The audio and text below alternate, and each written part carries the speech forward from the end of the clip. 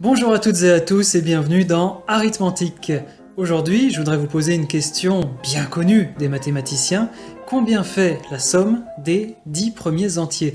En d'autres termes, combien vaut l'addition 1 plus 2 plus 3 plus 4 plus 5 plus 6 plus 7 plus 8 plus 9 plus 10?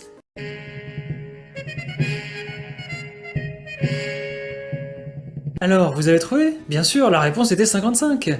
Mais comment faire pour trouver cette réponse aussi rapidement? Une première méthode que je vais vous exposer viendrait de Gauss, celui de la courbe de Gauss, de l'algorithme de Gauss, de la formule de Gauss-Bonnet, de la constante de Gauss, du lemme de Gauss, bref, un grand génie des mathématiques. La légende raconte que lorsqu'il était jeune écolier, son professeur avait donné à toute la classe l'exercice que je vous ai justement posé en introduction, pensant pouvoir être débarrassé de ses élèves pour un bon petit moment. Mais Gauss avait trouvé la réponse très vite. Bon, alors si on s'en tient à la légende, la question du professeur ne portait pas sur la somme des entiers de 1 à 10, mais de 1 à 100. C'est pour ça qu'il espérait être assez tranquille. Néanmoins, pour simplifier, on va s'en tenir aux entiers de 1 à 10. Mais quand vous aurez compris la méthode, vous saurez faire aussi rapidement la somme de 1 à 100. Dans un premier temps, la méthode consiste à écrire tout bêtement la somme.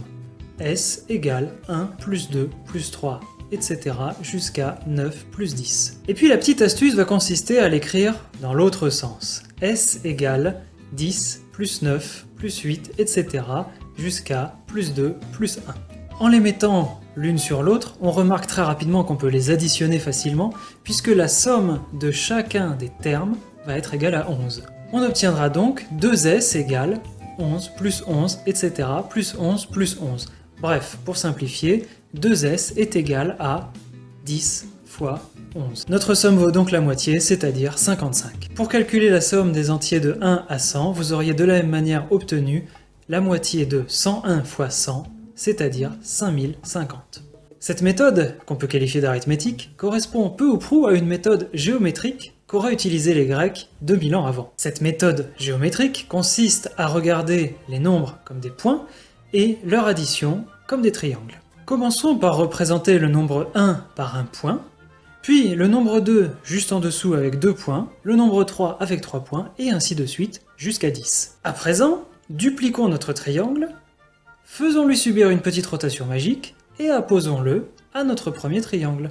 On obtient, vous le voyez, un rectangle. Or, le nombre de points du rectangle est beaucoup plus facile à calculer. C'est 10 fois 11, c'est-à-dire 110.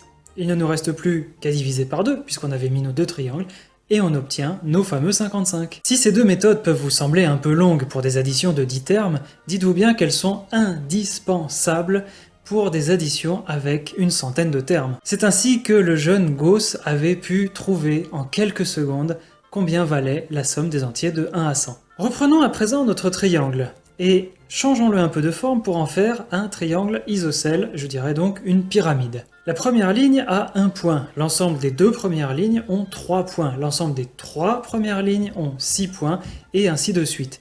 Vous voyez d'ailleurs qu'on retrouve tout en bas notre 55. Tous ces nombres, 1, 3, 6, 10, 15, etc. sont ce qu'on appelle des nombres triangulaires, et vous comprenez bien pourquoi. Parmi eux, il y en a un qui est particulièrement important, c'est le nombre 10, à tel point qu'il a même reçu un nom, tétractys. Les pythagoriciens l'ont appelé ainsi, parce qu'en grec tétra signifie 4 et qu'on a ici affaire à un triangle équilatéral, vous le voyez, de côté 4. C'était un symbole si important que les disciples de Pythagore juraient au nom de la tétractys. Et dans ce que l'on peut appeler le catéchisme pythagoricien, il y avait une question assez fameuse qui était « Qu'est-ce que l'oracle de Delphes ?» et à laquelle il fallait répondre « La tétractys », ce qui est précisément l'harmonie des sirènes.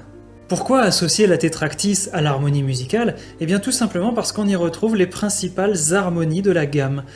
La quinte, 2, 3, la quarte, 3, 4, et l'octave, 1, 2. C'est ainsi que Philolaos, un philosophe pythagoricien, allait jusqu'à dire « Le nombre 10 est parfait, et en droit et par nature. Nous revenons toujours à lui, quelle que soit notre manière de compter, que nous soyons grecs ou de toute autre nationalité, que nous le voulions ou non. » Et de fait, la tétractys apparaît très souvent, qu'il s'agisse des armoiries d'un archevêque, du bowling, des dames chinoises, ou encore de la formation au football dite en sapin de Noël, formation dont Carlo Ancelotti est un grand adepte. Bah oui Carlo, Si cette vidéo vous a plu, vous pouvez la partager sans modération, l'emmener en week-end, la réciter à l'envers ou encore l'utiliser en crayon à papier.